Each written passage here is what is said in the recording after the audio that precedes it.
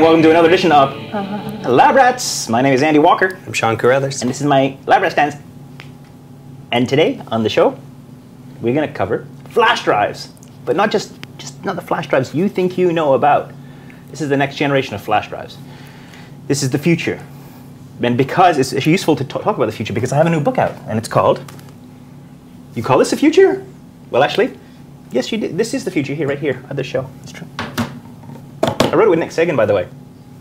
Okay, there we go. I was just waiting for that to roll through. Okay. Would you like to add anything before we get on with the show? Yeah, so the next generation of these drives, we're talking solid-state drives. Solid-state drives. And they use the same technology in here as you'll find inside the USB flash drives. USB flash drives. So, or the SD cards. Or SD cards. Or all the same sort of thing. Not ready for prime time a while back. It's ready for prime time now, and we're going to actually talk to you about some of the benefits, the pros and cons, and what you got to look out for. Fantastic. Okay. Well, with that fantastic introduction, let's take a break, and when we come back, solid state flash drives, something like that. I don't know. Good thing you're a writer. I know. If a bunny was the new Camtasia Studio 5, it would be the fastest, it would be the smartest, and you would love it. The new Camtasia Studio 5, screencasting software that's better than a bunny. Download it at www.techsmith.com. So yeah, solid-state drives. I've managed to get my tongue back. And You've been practicing over the break. Solid-state drives, solid-state drives, solid-state drives. A little bit more work is required, I think. Solid-state drives. Okay, so what are they? Like, so these are like hard drives. These are made like out hard of drives. USB keys, right? Pretty much, you take a bunch of USB keys and just jam them together in a little case here. Right. You're not actually that far off. Pretty good, You're not huh? that far off. Yeah. So, in the past, we've got Samsung's Flash SSD here. It is essentially flash memory inside a case that's roughly the same as this old notebook-sized drive. Right. So, essentially, what they've done is they've put this into the same form factor so that this will fit into a notebook computer now. Right. And replace it. Right. And we now have Biff Button the shot. That's right. You bring him over there. That's right. Come here. Come here. All right. There we go. Hi. All right. So okay. So what you're telling me is for the longest time we've had magnetic drives in our desktops, in our laptops, and basically it's a disk with an arm, actually multiple ones that looks like a record player if you open it up, right? Yep. And it's magnetic. It is magnetic. So now what they've done is they've said, okay, and that has moving parts, of course. And so It has moving parts. So the old school ones, they said, had the moving parts. They had to spin around to get to the bit of data that it was looking for. So there would always be something called latency in these things as it spun and the head repositioned trying to find that next bit of data. And with any bit of technology where in file systems like you find on Windows XP or Windows Vista, there's fragmentation. Windows Vista less, but it spreads the data out over the hard drive. So one single file that goes from here to there in terms of data may actually have this chunk over here, this chunk over here. And we've talked about fragmentation So the head on an earlier goes, episode. scans the cat, looking for the data. I'm not exactly sure that's how it works, but Except the cat would be spinning.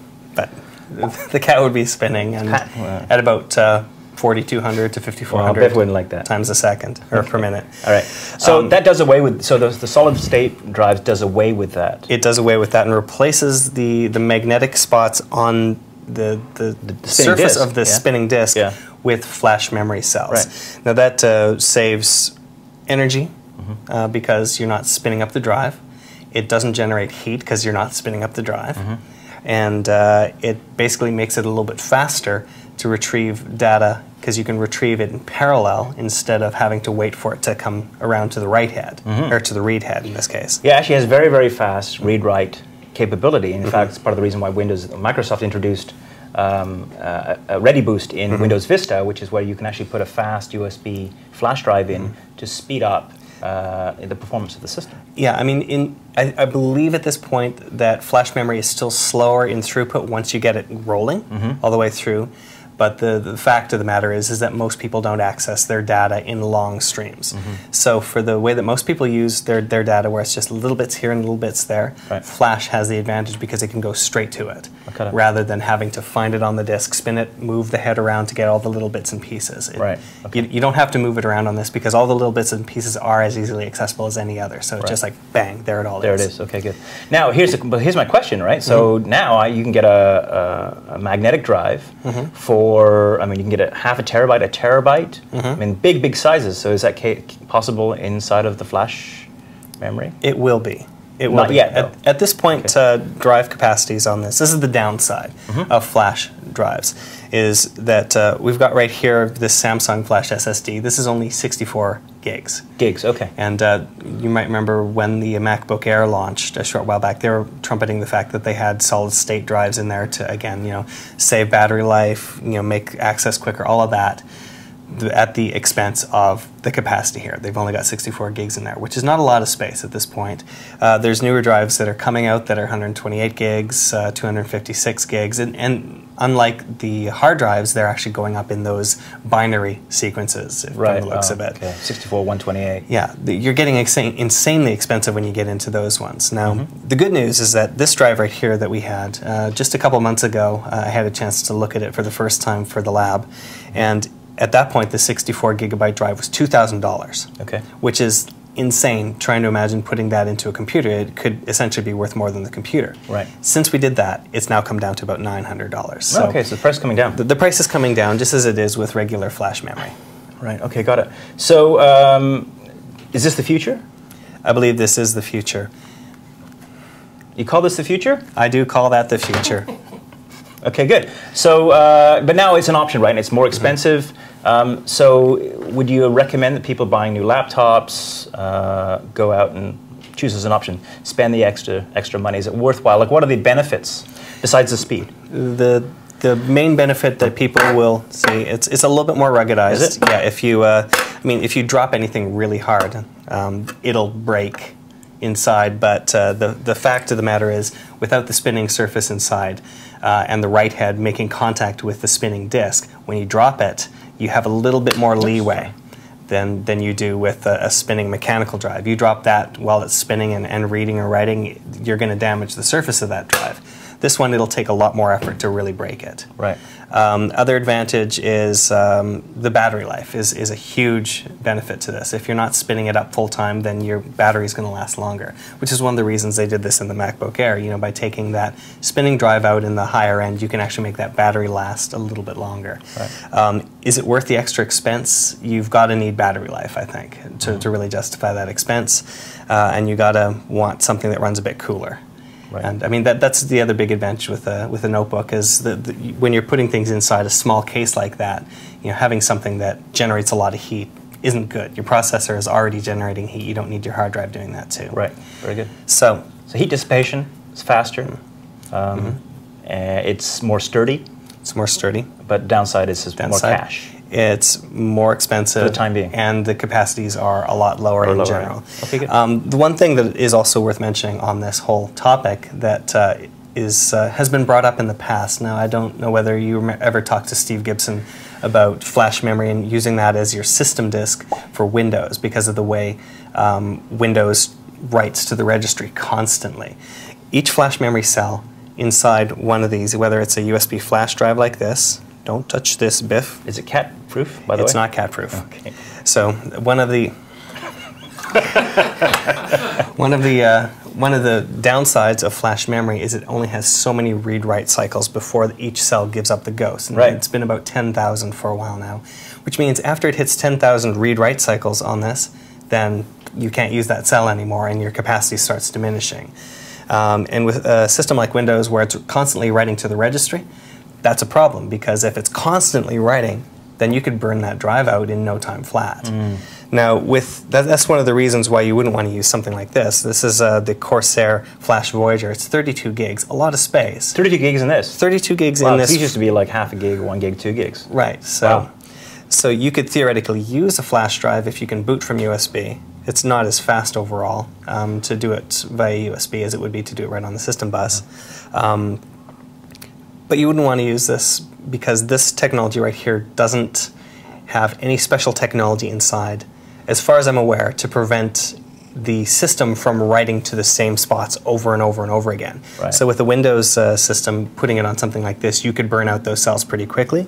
What they've done with most of these drives now is they actually have technology built in to spread out the usage so that you're not going to burn out one cell quickly. It'll actually send it to here, send it to there. And that's the thing, is you can send it to anywhere on the grid of flash memory in here. Very cool. Okay, good. So I'm then going to assume that given as we get bigger, they sell more of this stuff, and the price is going to come down. And what we're waiting for, I guess, is that economies of scale, so that we, now will we get rid of magnetic disks forever? Will that happen? Well, at some point, all technologies will disappear into the past. The fact is that there's still a reason to have magnetic technology around for the foreseeable future. It is still faster, and it is still cheaper. So for the time being, you'll see that probably for the next few years. But eventually you will see flash memory drives, unless something better comes on. We've been talking about holographic storage coming. We've been talking about various other things. By the time this becomes really cost efficient, there's going to be something else on the horizon, so who knows. But price will come down. It's already dropped to less than half price since we looked at it a couple months ago, and that'll keep dropping. So you call this the future? This is the future. It's the future. Don't bring the book out again. All right, let's take a break, and when we come back, we have pictures. We do have pictures. We have more Biff, and we have us, charming two hosts of Lab Rats. We'll be back right after this message. Pay attention.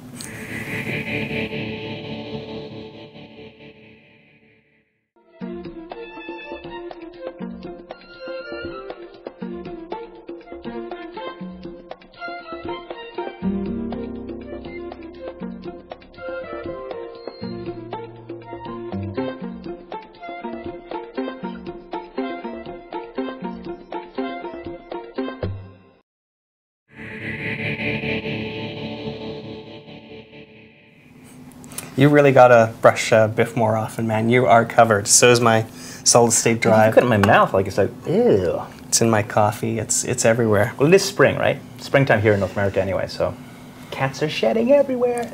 Careful, man. Holy. Can we get on to picture time? Yeah, it's picture time. Yay, picture time. I kind of figured that we should celebrate Biff jumping up on the table for the first time in a while by showing a cat. Hey, hey! So you remember our viewer Bob Goman? He sent another picture of his cat earlier, and this is Spice. This is his other cat, and he wrote to send in this other picture because we were saying, "Where's Bob from?" Well, he told us, Lincoln, Nebraska. Lincoln, Nebraska. Very good, Bob. Yeah. So there we go. And Bob is a model photo sender. He sends pictures. Well, he sent his picture of his cat. He told us his name, where he's from, which is all good. The only thing now, Bob, is we haven't seen what you look like. So we want to see you with your cats and your name and where you're from. And that would be the perfect experience for us as picture receivers. Yeah, people hardly ever send pictures of themselves, so why should they start now? It's true. It's true. Send us more pictures of your cats and dogs and ducks and frogs. There we go. Good.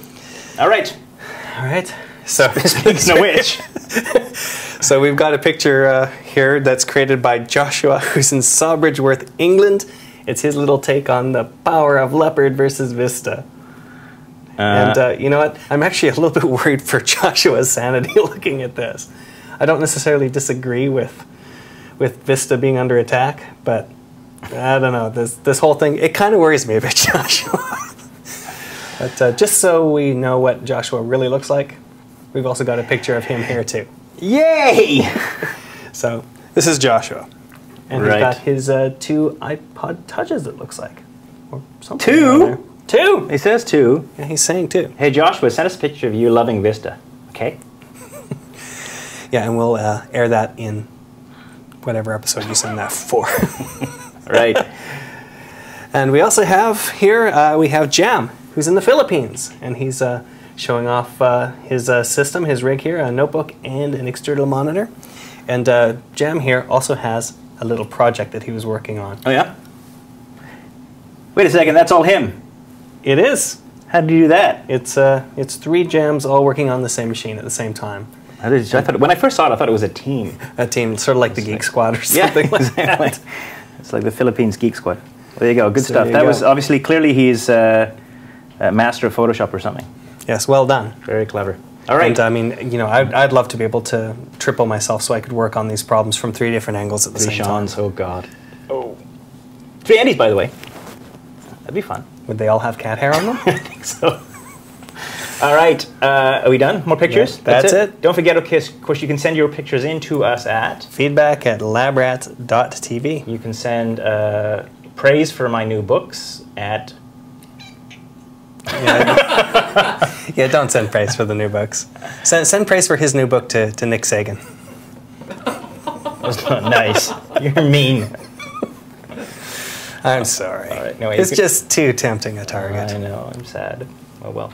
Okay, well that's it, I guess. Anything else to add, Mr. Carruthers? That is it, I believe. Very good. All right, well, thanks for tuning in this week, downloading us, and bringing us onto your computer or onto your big screen TV every week. My name is Andy Walker. I'm Sean Carruthers. And I am the author of... You call this the future? Anyway, we'll see you next time. Bye.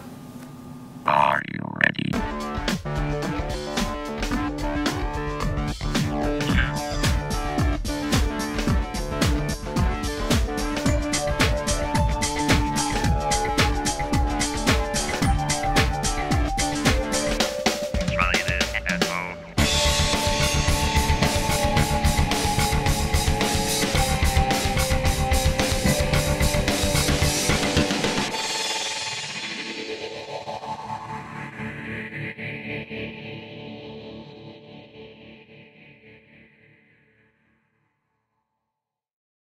All the cat hair on you. It is messy. I think this is probably toast now. I got cat hair in my mouth. All right. You don't need me to shoot this, right? I don't believe so. Okay. Unless you want to shoot Biff. If you got space on the tape. Okay. That's the same tape as before, right?